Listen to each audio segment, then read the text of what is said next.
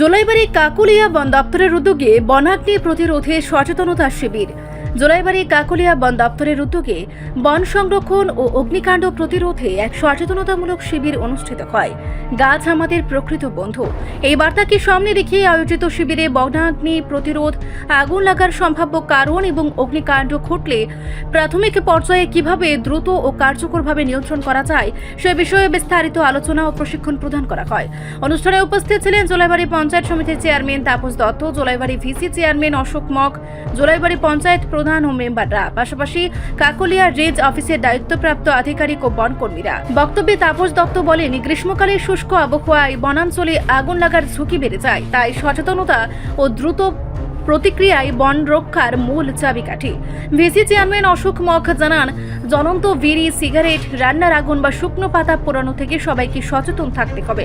বনের আশপাশের দাহ্য পদার্থ পরিষ্কার রাখা এবং আগুন দেখা মাত্র স্থানীয় বন দপ্তর বা ফায়ার সার্ভিসকে জানানোর আহ্বান জানানো হয়।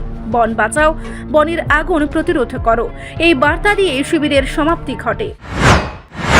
আজকে ফায়ার ডিপার্টমেন্ট থেকেও ছিল, সাথে আমাদের ব্লক থেকেও ব্লক চেয়ারম্যান সাহেব এবং বিএসসি চেয়ারম্যান সাহেবও ছিল।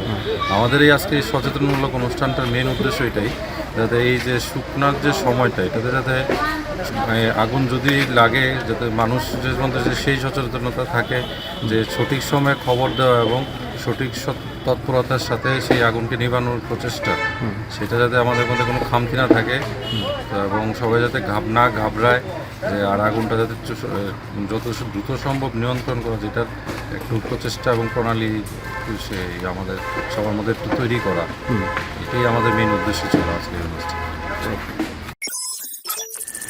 রিপোর্ট সংবাদ প্রতীক্ষা।